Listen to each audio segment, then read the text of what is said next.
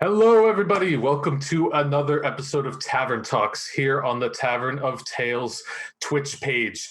We are a board gaming bar located in Boston. We're currently closed due to orders by the governor for the pandemic, but hopefully we'll be reopening again soon, depending on the whole reopening situation.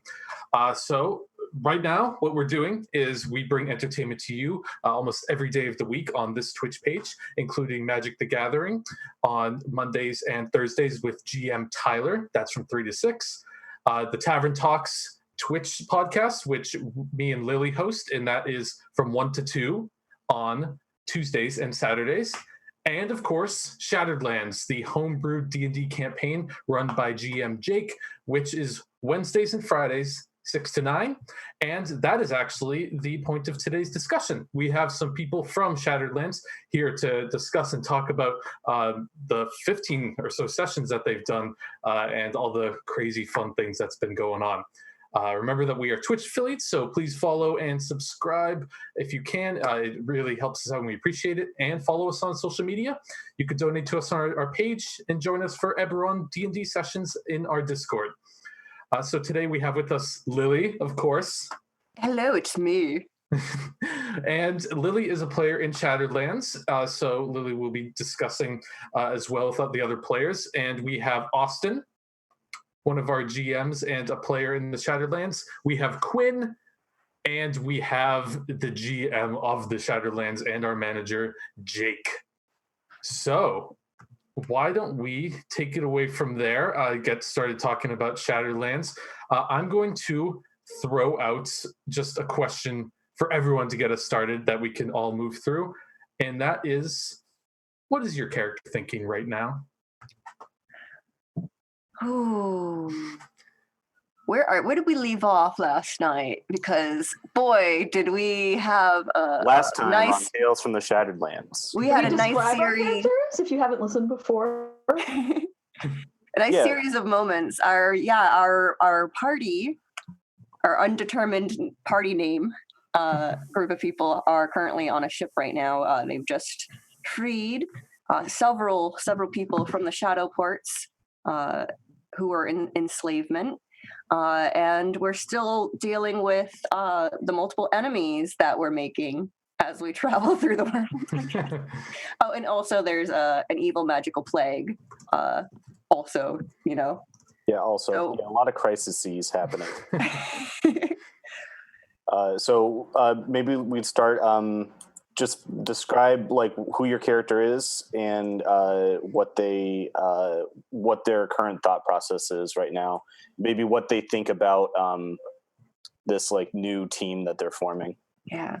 Well, I was gonna say Sargwadian generally doesn't think much, which is why this is a difficult question to answer. But he is really kind of grasping currently the positives from all this situation because he's a very optimistic individual, and he really does like the people that he's traveling with. So I'm kind of excited to see how he grows with that. But yeah, he's thinking, what's going to happen next? Let's just make sure everybody's taken care of in my own group at the very least. How about you, Austin? So Eidolon is a construct by nature, and so he's always kind of calculating and thinking in the sense that,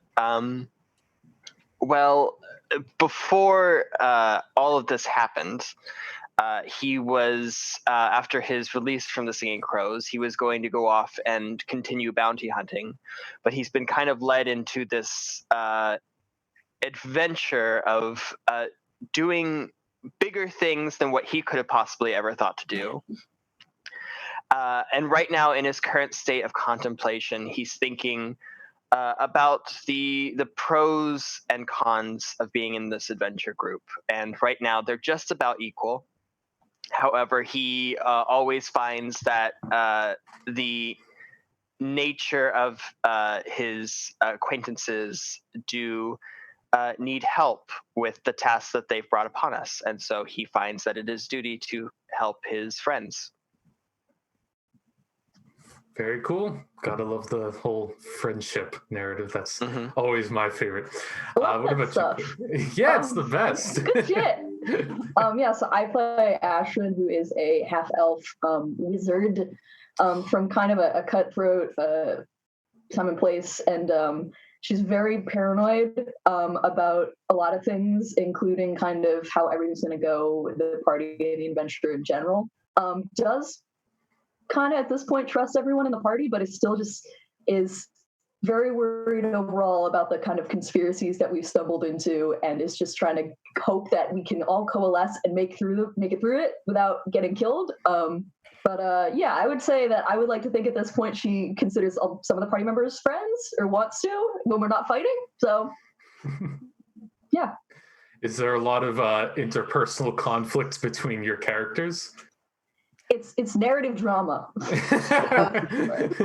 Quinn, I know that you've talked with me behind the scenes about Ashrin's views on Sir Gwydion and how this asshole has basically gotten everything that she lost. Yeah. In a lot of ways. Yeah, like again, like I don't want to be like, well, my character hates your character, but it's totally fine. He's it's funny because me and Lily came up with very similar but opposite backstories. Like we picked the same town, Uncanny. same race. Yeah, the minds were on it. Whereas you were kind of adopted into a noble family and are also kind of a bit of a grifter. I was kind of a bit of a grifter and was cast out from my noble family and struggled to get by. So I thought that was funny, and in character for her, she's just kind of perplexed by it and probably just jealous in a way she can't really control. So I think that'd be something to be fun to come up when we at some point. I've been waiting because I really enjoyed that tension. It's not so much negative, especially with the possibility of all the other negative stuff that's going on. There's this interesting little aspect of if we ever get to Frey March, things are going to be going down. Yeah, dude. If you ever. So much confidence. Ominous. Well, we haven't had any hooks there yet, and we've got so many hooks we have to do. Yeah. Also, Jake, we have to survive long enough for that. That's true. Yeah. Yeah. Or at least D&D parties are like the ship of Theseus. Everyone that's new that comes onto the party just inherits the old party's problems. Is this this world that you've crafted, Jake? Do you feel like it lends itself well to like these kind of conflict heavy interpersonal relationships? Is it a bit more, I don't know, cynical in a way, if that's the right word? The like a major theme of the game is definitely conflict. The setting is post-apocalyptic in a lot of ways, and I draw from a lot of post-apocalyptic fiction when I'm like trying to think of ideas. And like most of the political intrigue in the game has that sort of post-apocalyptic tinge to it, where people are just trying to live with the situation and circumstances that they're going through. So I would say that the interpersonal conflict is something that I don't plan. Like I didn't in my notes. You won't find like Glimmer yells at Eidolon for 15 minutes. In the session plan, but just from the nature of taking the crisis seriously and taking like the conflict seriously, people are going to have disagreements on it.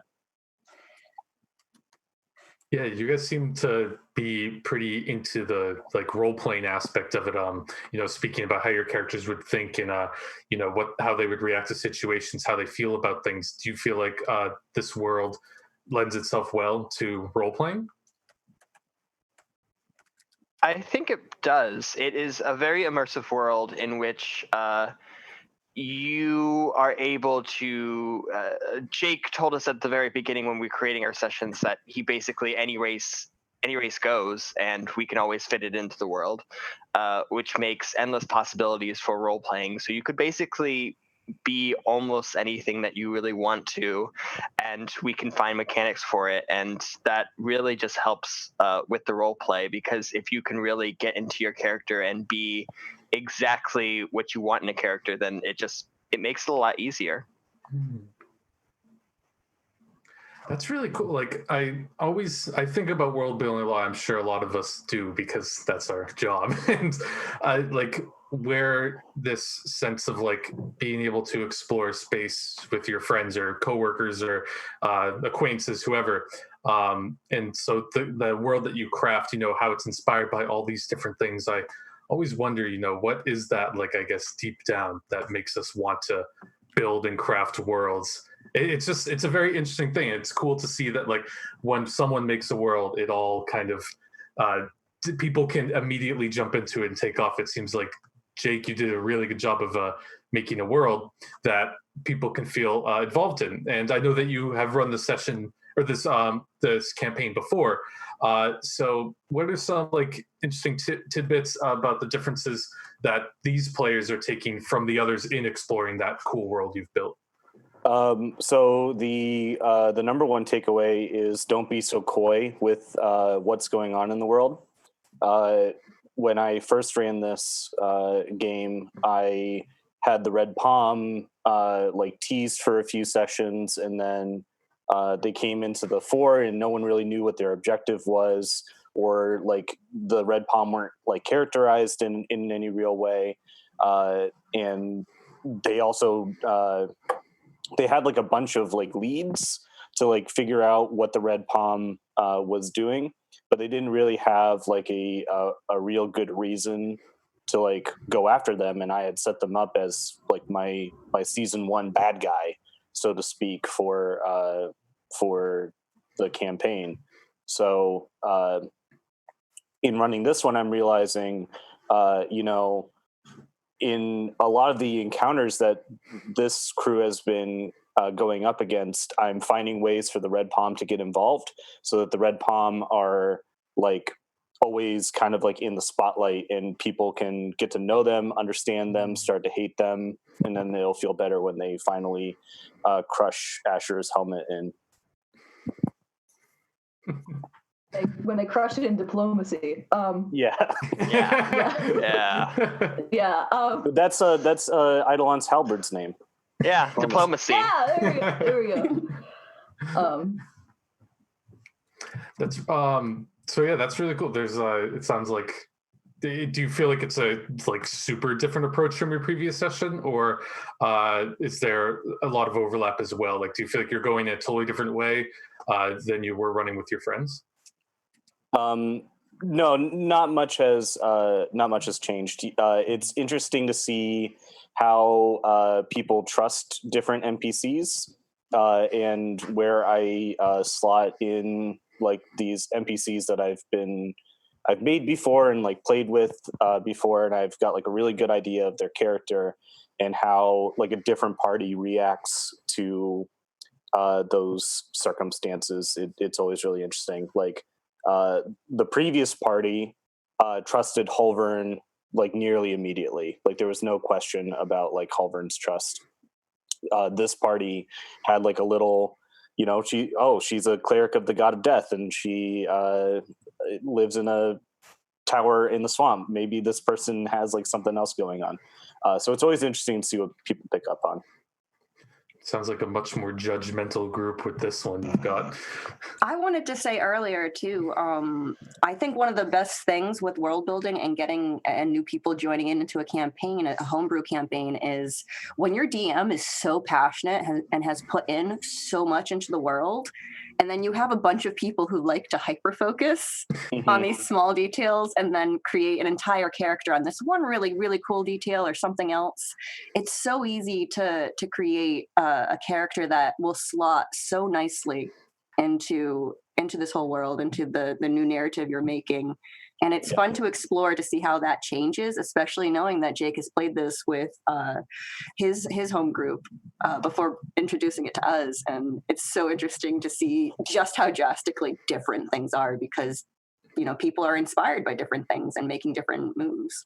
Yeah, and you're not playing the same game that they played. There's a lot of the same characters and a lot of the same crises, and it's the same world, of course, but part of world building is also reacting to what the players are like feeling out. So last time there was no such thing as the Gilded Cage.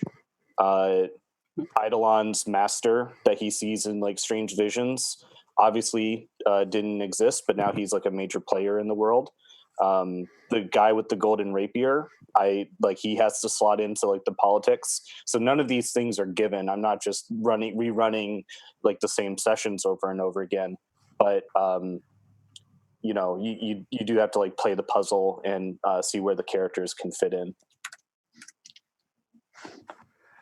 There's a great question from the chat, Maggie McGee. I think this is a really interesting one. This party has a great mix of motivations and morality.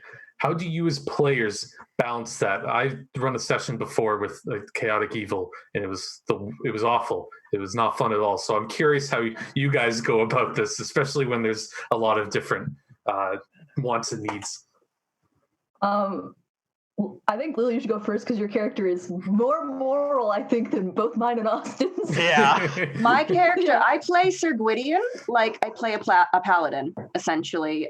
Sir Gwydion is very simple. I do this for my own sanity, simply because I'm in a different home game. Life is crazy right now. I want to be able to take my notes down each session and be like, okay, my simple, beautiful horse boy, you have very easy morality. You love horses, you love people being alive, and good ale, I think. You want to be a noble individual, and he's got ambitions for being a huge hero. So with that in mind, it kind of has shaped my my interactions with how Sir Gwydion interacts with the world, especially with, again, how not problematic, but like it's never an easy answer. With some of the cases that we have to do, like with going inside of a town and trying to avoid showing that you have to plague, for instance. There's morality behind that. And Sir Gwydion is starting to realize that life is a little bit more complicated than he originally realized. And he has to start thinking these big thoughts about these now. So it's currently, as I'm playing through this, it's more of a coming of age, growing experience. How I deal with the morality. And as a player, I use kind of like my theater improv, and it's making sure that it's a good time. Is this a good time to bring up this kind of thing that I want to explore? Is someone else in the party having a moment right now? And how do I improve upon that? And that's really easy to do with Gwydion, who is a very positive kind of force in morality. So I can always introduce that in if I personally feel, or if someone else in the party wants to challenge that, I have that character that they can use to explore it. Very cool. And Quinn, what about you? Yeah, so Astrid is true neutral. I don't think I've ever played a character quite like this for this long before. So it's kind of, I would say she's not driven by ethics. It's a cool way to describe your character. But survival, but I want to make that like interesting because that's like the base motivation, I think, for most characters and things. And so I was hoping to kind of view it as a character who's very concerned about like long-term effects and other, because Jake had mentioned that this would be investigation heavy. I really want to make a character who's very interested in that sort of intrigue and staying under the radar sort of thing. But at the end of the day, also, sometimes I'm afraid that like she's too nasty. So and also I would like to see this develop into a character that has more of like relates a little bit more to other people and kind of comes around to doing moral things. And so I've hoped that I've started to hint at that with us kind of in our last episode after we freed a bunch of enslaved people. She was like, wow, that was probably a good thing that I did. But morality-wise does not super influence a lot of the characters' decisions, I think. So I don't know. It's not really a balancing act. It's more of like I'm trying to introduce morality to a relatively amoral character. And I love that sort of arc, that story where a person who's like apathetic, or maybe apathetic's not the right word, but like doesn't explicitly care about anyone else but themselves starts to care. And I think that it's a beautiful character arc, and a lot of times people forget to build in character development into their player characters. And I want to get to Austin, but I just was curious about Jake as a GM or DM. How do you like take that story and kind of build upon it naturally? That seems like a pretty challenging thing, is to help like, especially when you have several characters, to help them through a story arc. Is that something that you consider, or that you rely more on the players to work them through themselves? So I think the DM's job is to create the circumstance for which the player to react to. Basically, that's all you do as the GM. Having, when Sigurd confronted Raylan, Raylan wasn't going to back down. So that's challenging Sigurd, formerly White Scales. What do you do with this situation? And you can see the great character development that came from that. I didn't choose how Sigurd went along his path, or what he decided to do. In fact, I was quite surprised by it. I thought that he was going to chop off Raylan's head in the office. But that's the beauty. That's why D&D is not improv theater, and that's why it's not having a script or anything like that. You just put challenges in front of the players, and then how they tackle them defines the narrative and makes the most memorable stories. Very cool perspective. I'd love to expand on that a bit later. But Austin, the question again was how you balance the motivations and morality of all the other characters with your own. So with Eidolon, this character is a huge jump for me because this character is considered lawful neutral. He has his own coding and instructions that his creator kind of instilled with it upon him. And for me, I'm usually much more of a chaotic good, chaotic neutral, or somewhat of an evil character when permitted. So finding a good code of laws that he binds himself to was the easy part, I would say.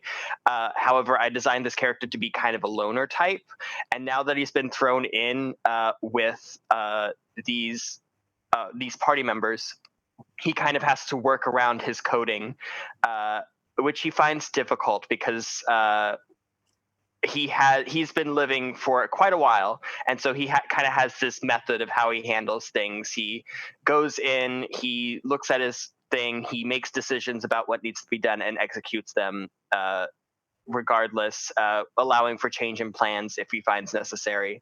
But the party is pulling in many directions at once, and so I think the most important part is to let the character develop and listen to the party, while also trying to bring their own ideas as well into it. And it's really a lot. It's a lot about listening to the character developments of other players as well as your own, so that way you can understand what their ideas are, what their morals are, and how you can kind of play off of that, whether it be friction or whether you find something that you both agree on. And it's the things that you both agree on that really help form and waver the party in a proper direction, I think. Going off the theme of characters and building them and their thoughts and everything, Bird of Any Omen in the chat asks, it's a question for whoever. So in the previous stream, we had talked about having a little bit of yourself in a character and how that's important. But the problem can arise that it's too much of you. It's basically you're playing as just yourself. And I'm curious how you all bounce as very seasoned tabletop gamers. And even though you're DMing, Jake, I'm curious when you do play, your answer to this as well. Creating a character that's not super similar to you, but also has that touch of yourself. So if anyone wants to take that and run with it. Yeah, because I will just say that I've created lots of characters that I have personality traits of myself just so I can self-insert better. However, if you find yourself in a rut, you might need to change something up. Like if you're using the same race for every single one of your characters, choose something else. If you use the same class and you're kind of getting bored with that class, do something that's a little bit on the opposite end of the scale. You can still self-insert with maybe one or two of your qualities, but if you think that it's becoming too much of yourself and you're just self-inserting the world, it's not necessarily a bad thing. But if you want to challenge, then try and find something that's maybe the opposite of you, or start small and maybe do a quality that you don't have that they might have. Yeah, Bird. I'm gonna say right now, every single one of my characters has an aspect of me, and I refuse to change that. Because a lot of how I make my characters are, let's take this little aspect of a thing that I want to explore about myself, and it's a very kind of like meta kind of way to do it. So I have one character that I'm trying to explore my imposter syndrome I want to get over with. They're a changeling. Which a changeling is a character race that they are pure white in like their original form, but they can be whatever four-limbed creature, humanoid creature that they want.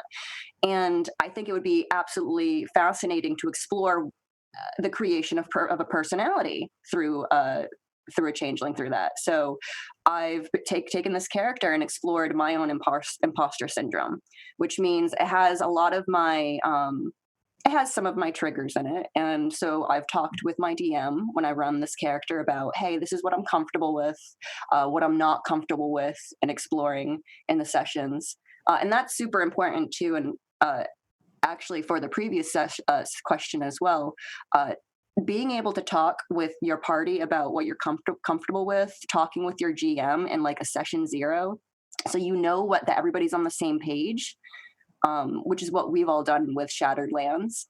Even if we have so much tension in the campaign, like we've all touched base and are making sure that we're all in contact with each other and we're all still good.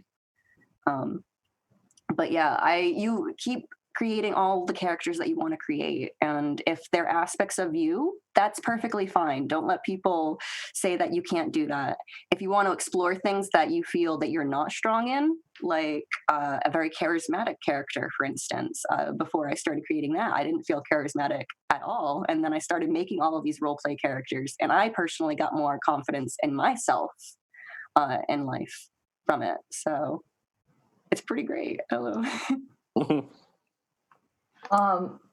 Yeah, I find that personally, I like it. It's one thing to come up with a concept for a character, but as you play them, it's usually not quite exactly what you originally thought it was going to be, because it's, as Jake was talking about before, it's based on decisions and how you react to the world and how you play them in that moment.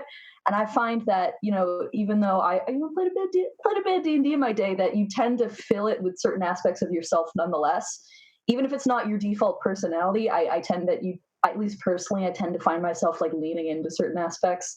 And also having played a little bit of D&D, though honestly, I think everyone else I've done it has probably played more than me. That the more you play, the more kind of awareness of how you are at a player at the table you kind of get.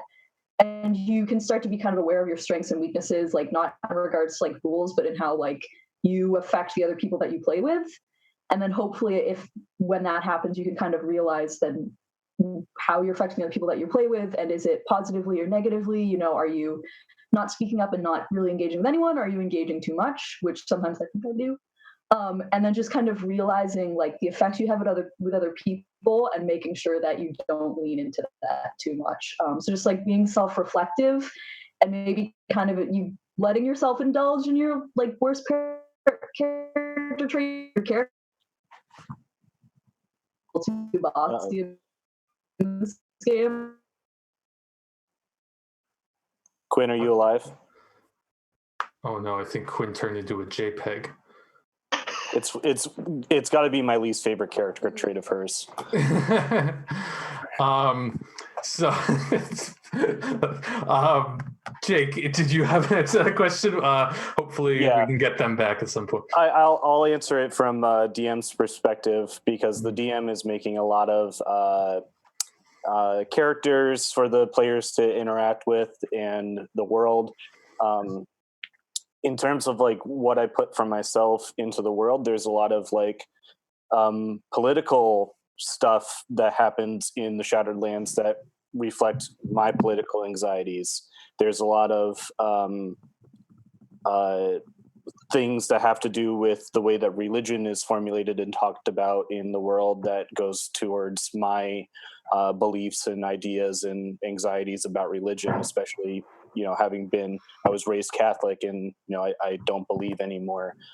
So a lot of details from the world come from my own experiences, and the NPCs too. You'll notice like a few different types of NPCs. A lot of the well-loved NPCs explore like a brand or a sort of my sense of humor. Morbid Bobby, who the players met yesterday, is an example of like a character that I just like explores like a dark sense of my own humor, and like ask the players to interact with that as well. To echo what other people said, don't get too attached to anything, especially as a DM. The art of DMing is making toys for other kids to break. So don't. The worst thing that you can do is like place a character in the world and like just, this character is this like precious little bubble, and I want my players to love them, and if they don't love them, then what? You don't have anywhere to go from that. So maintaining some distance is very necessary, or else you're going to feel attacked by your own players when they just don't like what you have on the table. Yes, Jake, I forgot to tell you, I hate every single character you. We hate Morbid Bobby. That's fine. No, you guys love Morbid Bobby, and I know.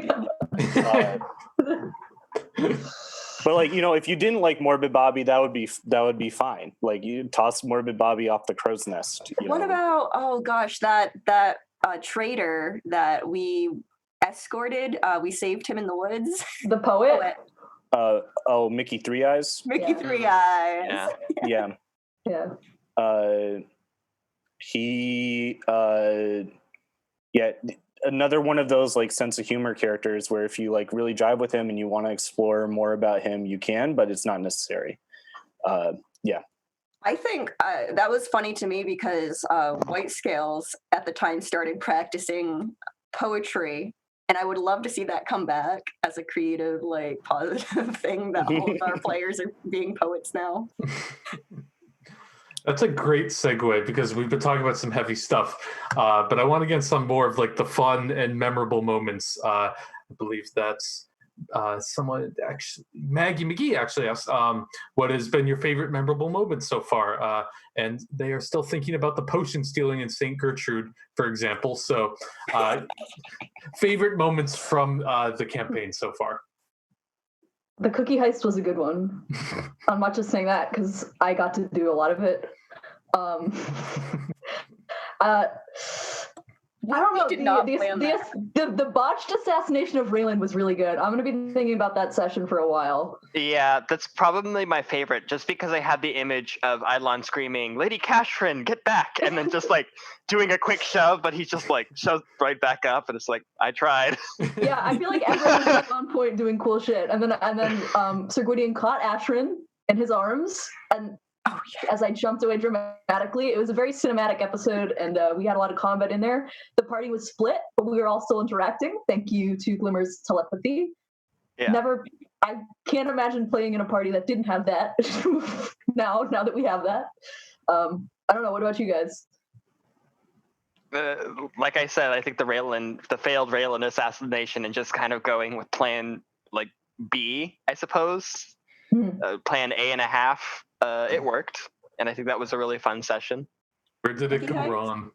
Jungle Juice with Garrett. Yeah, the Jungle Juice was also good. Yeah. So the thing that happened was, so we were trying to assassinate the man who owned formerly the dragon formerly known as White Sail's slave contract. We were trying to make it look natural.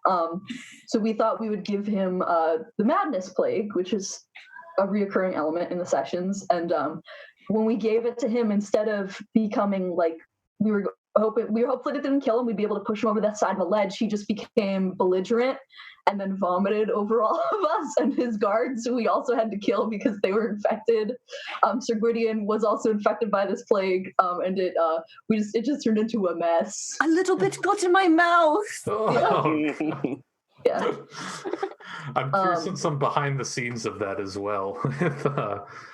I How want Mark to draw this scene. The nastiest scene. It's just Eidolon standing still and Sir Gwydion in like pure terror as they're covered in black bile. Oh gosh. Sounds like quite a session. The behind the scenes on that scene, I'm looking at my notes right now. I have a copy of the map that they were on and like stat blocks for the relevant parties. That's about it. Everything else was just spur of the moment. And I think that you get those, you can explore those scenes if and only if you don't have like a written, conclusion in mind, to be willing to let things go where they go, depending on the dice. I'm very strict. Like I don't fudge dice as a DM. The dice, no. The dice are my deity. There is a god of dice that looks down and creates the right mix of narrative tension based on what the players and NPCs are able to do. So I just throw my trust to them and let things play out. And I think that's the best way. Well, that's how I like to do it. Any other memorable moments? I love the party trying to like remain serious in the face of the ridiculous character that is Varathor Grom. Right. How did I forget Varathorm Grom? Oh goodness, yeah. Yeah, the spelling out of his name was pretty. That was a good bit. I like the. I like to. It helps define the party a little bit, like which characters like approach this with a sense of humor, like Glimmer does.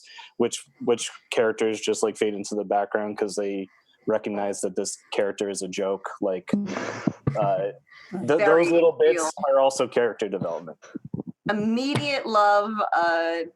Varathorm Grom became an idol for Sir Gwydion the moment his beautiful golden locks fluttered in the wind. Any favorite characters you guys have run into? It sounds like this was definitely Lady Holvern. I love Lady Holvern. I know that you created her in this very like Matilda antagonist-esque kind of serious, strict school marm kind of way, but like I'm so interested in like her whole history and why she's in this tower exploring the plague. Like why are you doing this? I know it's because you are a cleric for Bolster, the god of death, but why? And like that just interests me so much because she's a fascinating character, I guess. I really want to go back there. Yeah. I don't like. I know. Like I'm assuming that was a relatively, not the big hook with all the answers, but and like again, I think it was just Glimmer suggesting at a very very specific time that I hadn't thought of before that we were the ones that had carried the plague into St. Gertrude and the Lord killed. So it's like that had not occurred to me or Ashrin. So just the fact that he mentioned it there, I think set all of us off to be like, we can't trust her for not really a good reason. But there's still a part of me that's like, what was in her basement lab? I don't know. I really want to know. And I would love to go back and just find out it's a normal lab also. But yeah, I want to say that mixed with then bringing the plague into the Shadowport and getting 2 innocent bodyguards killed because of it Yeah. are like these things where it's like, wow, Gwydion is really starting to catch on with how serious this is, and he needs to stop fucking around with it. Yeah. I think that my current favorite character is Snow because he's a good boy and we must protect him. And I swear to God, if he dies within the next few sessions, I'm going to be so depressed. If Snow dies, I'm pretty sure Sigurd will kill everybody on board and then himself. I'm sure. Snow is a sweetie. Yeah, a lot of NPCs that you meet and then help like understand the human cost of everything. Hopefully it invests you a lot in like these ongoing crises. Sounds like there are many crises. Anything that you caught you guys off guard when it happened that you're like totally unexpected, including you, Jake? I'm curious about your perspective on that as well. Yeah, let me think. Honestly, the fact that the assassination went so well up into a certain moment, like I swear, it was destined to fail like on the first roll that we had to do anything. But then Ashrin did the roll back right as Chronal shift, baby. yeah, the chronal shift right as he was about to throw out the drink, and I was just flabbergasted at that moment. Like, oh, this is happening now. Actually, I know. Sorry, we're mid question. I have a question after this once we're done, though. Yeah. I specifically to the chronal shift. I was wondering if we could talk more about our character inspirations, because I know that the Chronomancer is a class that was recently released in the Wildmount campaign setting, and it's super interesting. I think it's really, really cool. I think it's one of my favorite classes, and I love wizards. But if we could all could we talk about the Chronomancy a little bit? We could talk about Eidolon's, the inspiration for Eidolon being created, and I mean Gwydion was pretty basic, but I'm fascinated by your characters. I love that question. I was just curious if Jake had an answer to the previous one. Oh, I'm so sorry. First, no worries. Don't, you're good. I didn't do anything wrong. I was just curious because it sounded like I want to know what caught Jake off guard. That sounds really funny to me. What really caught me off guard was Sigurd deciding to stay inside the Shadowport. Right. Normally, like, just there is such a extreme reservation to separating the party like that, and that was a like severe degree of separation, and it was entirely for a character moment. So that was a move that I had never expected anyone to attempt, but everything worked out for the better. Right. Briefly, also before we move on, I'd like to say that I was very surprised by the main quest hook overall. But I really like I know you said, Jake, you've run this before and you've kind of set it up to be able to run it again. But I really liked the basic quest hook wizards. We're all mercenaries who are forced to work together, and we stumble upon. We just basically just fall into this huge conspiracy, but it's also a chance to get us out, so we have to take it. Which I think I was both very surprised by the specifics and how it was built up, as you find an insane man in a spooky golem that he's not really controlling, and then a mysterious letter that has a lot of details in it. I guess I shouldn't be I was surprised by the quest hook, but I was very surprised by it, and I'm still very interested in finding out all the secrets. So. Yeah, I thank you. I spent a lot of time on it. I wanted to create the perfect jewel of a first arc that introduced you to the major elements of the whole game, so that you could understand what you were looking forward to. And everything is if you just play the Indiana Jones theme song in your head while things are happening in the game, you'll get a lot of a sense of the tone that all this stuff is going for. Lots of action set pieces mixed in with intrigue and character drama. That's the tone I always try to hit. We gotta punch more Nazis, is what I'm hearing. Yeah. We'll work on it. Yeah, we'll work on it. Yeah.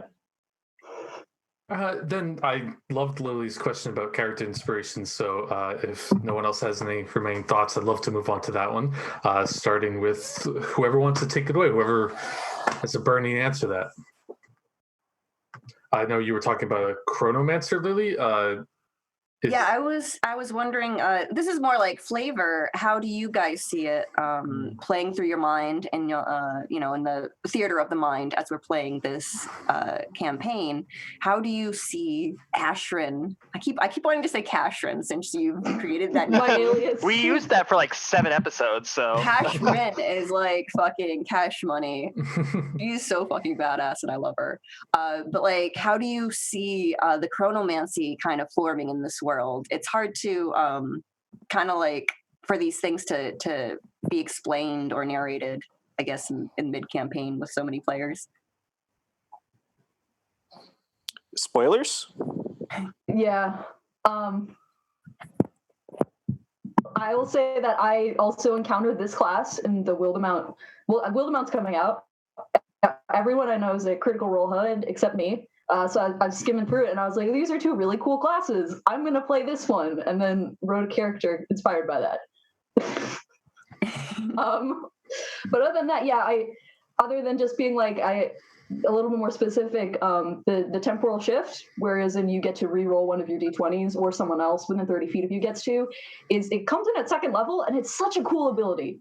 Like I've mostly used it in combat, but it's such a cool ability that I really wanted to build a character around that using the other wizard things that was very utilitarian and kind of trying to figure out how to take advantage of that mechanic the most outside of combat by kind of making like a charisma based chronergy wizard, which honestly probably hasn't been that good. I do not do a lot of damage in this game, but we hang in there. Yeah, there's also some other really cool things moving further down the line because I was talking to some people about this character. I think everyone players as well, and someone was suggesting that I multi-class, and I was like, no, I gotta get all the time travel feats. Are you kidding me? Like I'm here playing this character because there's very interesting stuff down the line. Like I think Jake, you said we're gonna be 6th level for the next session. Yep, you are leveling up to 6th level for next session. Cool. So I get a new class feature where I can trap a creature in their own time and basically freeze them in time for rounds, like once per long rest, and a bunch of just extremely interesting things like that now. So you get to imagine how you're going to describe that when you do it. Yeah, it's probably something. I don't know. It's a very. I'm not someone who gets narratively inspired by D&D mechanics a lot, but this one is very interesting to me. So I think that's exciting, and that's why I was drawn to the class, even if I don't think it's spec'd ideally. But we take what we can get. I think Ashrin's been pretty pivotal. I've also been a lot more lax, so to speak. I've been just a lot more like, okay, yes, for like charming spells, which I think has gotten you guys a lot of mileage. Yeah. Charming and illusion spells are just say yes to them. They're nice. Just say yes. I did not get a kill until I think I mentioned it. It was the session when we went to Halvern's Tower. So that was probably about 11 sessions I did not kill anyone. So that's the damage output Ashrin adds to the table. Snaky Ashrin has the least amount of blood on her hands, probably. Yeah. Maybe Glimmer. I wonder if Glimmer has a kill. No, his ice knife has really. Oh yeah, he punctured a lot of people. Destroyed some people. Yeah. But mostly the suggestion and calm emotions has really gotten us out. Yeah, Calm Emotions has done a lot of work for this party. Yeah. Which I love. I love the idea of like people trying to solve things non-violently. Well, I love that it's also very tied into Glimmer's character. Like I hadn't really thought about it until Nico was mentioning it the other day. The fact that he has some psionic stuff going on is very in line with.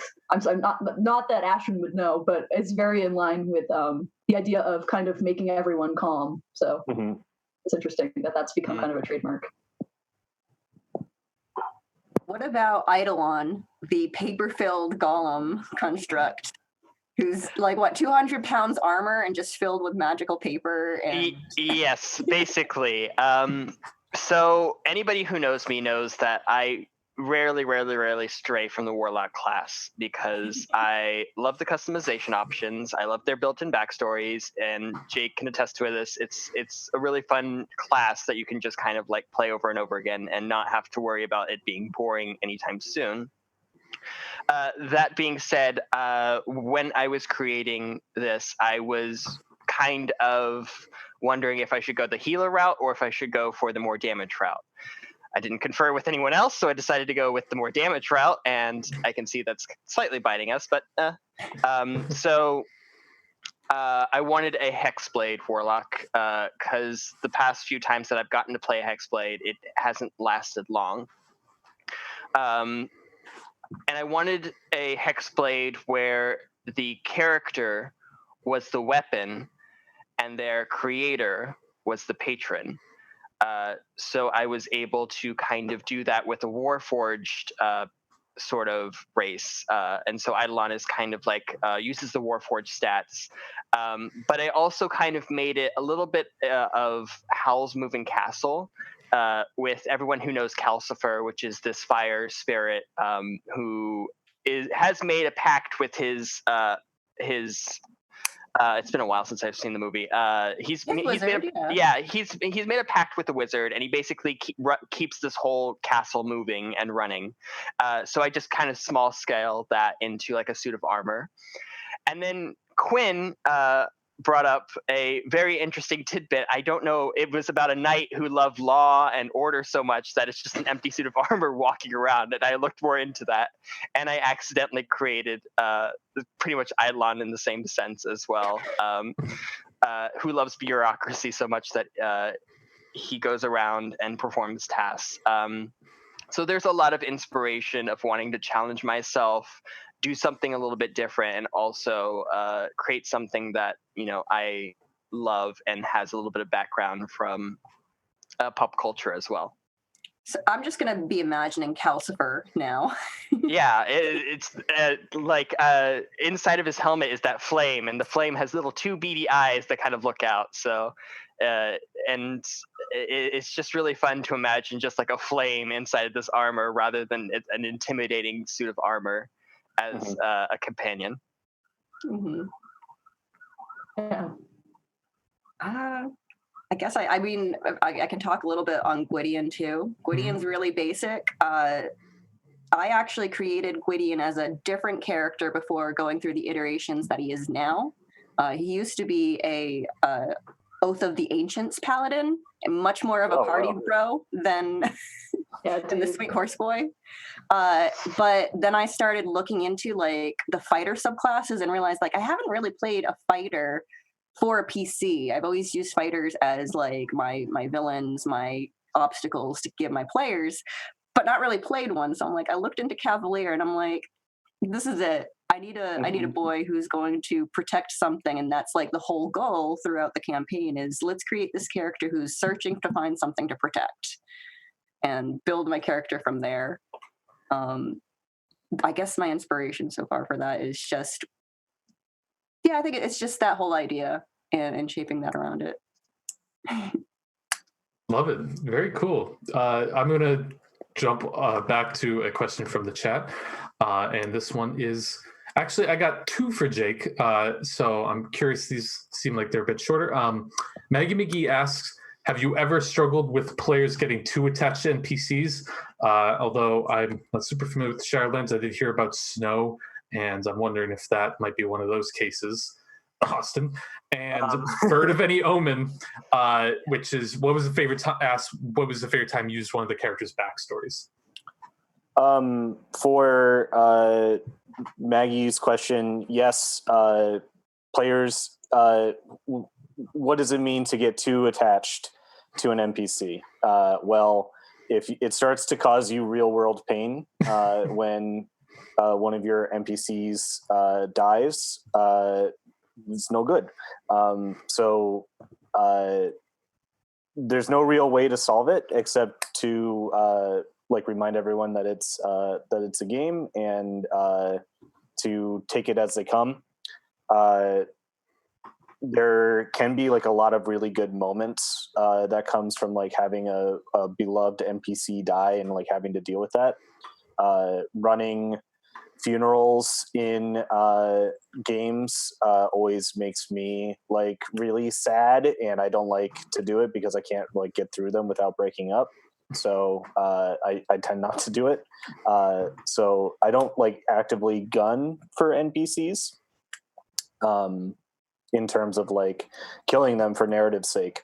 I don't like target people for deletion. And for the second question, what's your favorite time you used a character's backstory? Using character backstory can be really cool. It can also be like really like bad, especially if like one player feels like they like this is my backstory arc. Like nominally, if you looked at the Shadowport, Sigurd confronting his master, this is his like character story arc, and sometimes players can get like a little like protective of that and not like not let other people join in on that arc just because they feel protective of it and they worry about it shaking out like how they would prefer it to. That being said, my favorite way to use backstories is the way that I've been using it with Glimmer. He found that like little crystal shard. I love like tying in the backstory with the ongoing mystery of the game, and it's the same thing with Eidolon too. There's a big mystery happening with Eidolon and why he can see his former creator and his like patron, and how that interacts with this new power that Eidolon just got. So whatever purpose Dubarak the Dark has instilled with Eidolon has something to do with this mysterious power that's coming up, and that's an opportunity for everyone to like learn a little bit about what's happening, and it gives like a character hook and like lead into unraveling that mystery. Awesome. So we're running pretty low at the end of this time. So I'm going to wrap it up by asking everyone a question that comes from Bird of Any Omen from the chat. And that is, what was your favorite thing that you did? So I know we're talking about favorite moments, but like, what was your favorite action that your character performed throughout the 15 or so sessions you guys have been through? If you could remember like any, specific, maybe you saved the day. The damsels in the tower, like a good night. It's everything Gwydion has wanted to do, and it's like, I need to take this chance. Here we go. I love that so much, and that was a really fun session, honestly, to fight with. Gwydion didn't really do so much. White Scales, Sigurd ended up taking out a lot of people, and Glimmer using Ice Knife. But I went down the second round of combat. You went down, yeah. Yeah. Like I got one turn off, and then I didn't even get to the second turn. And they're just like, I was like, okay. And that was the moment Gwydion realized, oh, maybe I shouldn't charge forward. I have some squishies. Yeah. I'm always stuck between two things, and that is anytime I use the darkness spell, and just completely shred the enemies. But the double whammy counterspell really satisfies me because using counterspell in its sense is very cathartic. But using it to prevent someone from getting away, it's just I think it feels successful for some reason. And considering that's Eidolon's backstory of making sure that criminals don't get away. Being able to put that into my character is cathartic for me and also for Eidolon as well. We did already talk about this moment about the botched assassination of Raylan, but it was very cool to have him hold the cup of poison and him succeed on his insight check to tell that he probably shouldn't drink it, and then to be able to rewind time, that clutch moment, and kind of trick him into doing it. It was very cool to have that last kind of little ability saved up and to spend it in a way that was very true to my character, being like a slippery little shit, but ended up driving the narrative forward in a cool way and be rewarding to the whole party. It's nice to feel epic while being like sneaky. I don't know. That was cool. What did I say? The dice know. But they do. You're right.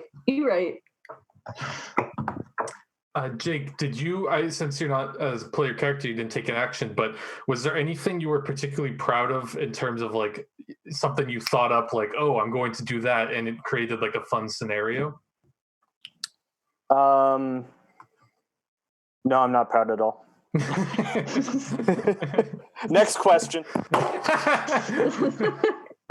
He's disgraced by what he has made.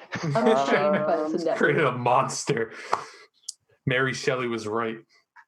I think I'll echo what Lily said. The having the standoff in the middle of the swamp tower.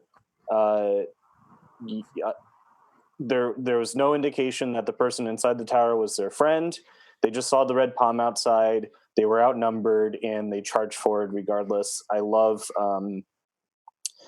those moments where like heroism isn't like forced, and those moments become like truly heroic.